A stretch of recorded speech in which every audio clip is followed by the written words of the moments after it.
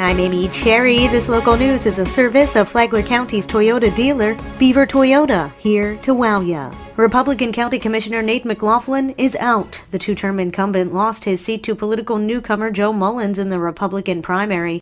Mullins tells WNZF the people have spoken and they want change. They want to see somebody different come along, and we've stayed focused on the issues at hand, and I think it's paid off, and the community has made a decision, and they want to see high-paying jobs and a whole different approach to this county. Mullins faces independent Jane Gentile Ude in the general election. We got to knuckle down again. We hit over 13,000 doors, knocking on them. Me personally went over 7,000. We're not going to take anything light. We're going to continue to work and go out there and show the community that this is what we want to do. Meantime, County Commissioner Greg Hansen handily won the Republican primary against Abby Romaine to maintain his seat in District 2, at least for now. I can't say enough about how humbled I am with the way I was supported tonight. I can't. It's a wonderful night. And I have honestly worked my butt off to be a good commissioner. And I think that the people realize that. They realize that I'm working hard. I really, really, really love this job. He faces independent Dennis McDonald in the general election. In Palm Coast, Eddie Branquinho and John Tipton will vie against one another in a runoff in November, since no one candidate got more than 50% of the vote. Former Mayor John Netz and former sheriff candidate and Teens in Flight founder Jack Howell will also run against one another in November. Incumbent school board member Trevor Tucker easily defeated Paul Anderson. Incumbent Janet McDonald will have a runoff election against John Fisher in November,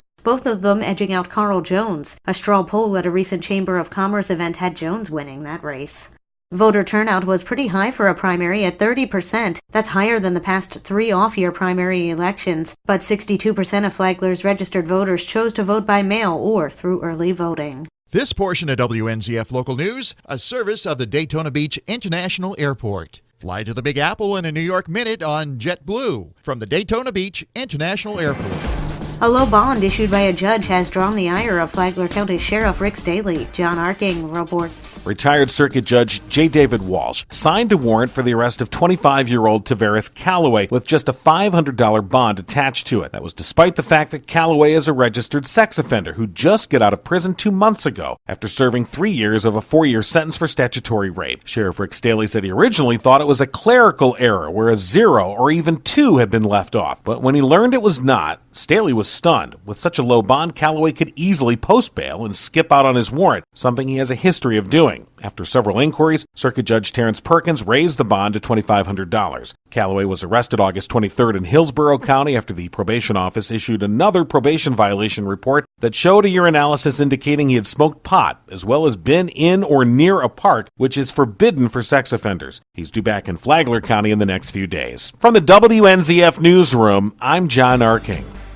Bunnell finally has a new city manager. With the details, here's Tony Magoo. The Bunnell City Commission Monday evening voted 4-1 to negotiate a contract with Alvin Jackson, the Economic Development Director in Suwannee County and a preacher in his spare time, to be its next city manager. They did this even though they knew that this man has a history of padding his resume and puffing up his accomplishments. When Commissioner John Rogers tried to hire him after Jackson's first interview in June, Rogers got no second from his council members. They interviewed Jackson again last week. This time Rogers will negotiate the contract with him. Elbert Tucker was the lone dissenter in the vote, and commissioners have been seeking a manager since firing Dan Davis back in April. They cast their net twice with only 24 applicants, 2 rounds of interviews, and came close to hiring a manager late June, but that fell apart, leading to the second round of interviews. Jackson was the only one they looked at twice. He was selected ahead of 3 others. For Flagler's Morning News, I'm Tony Magoo. And now you're up to date on Flagler's Morning News. I'm Amy Cherry.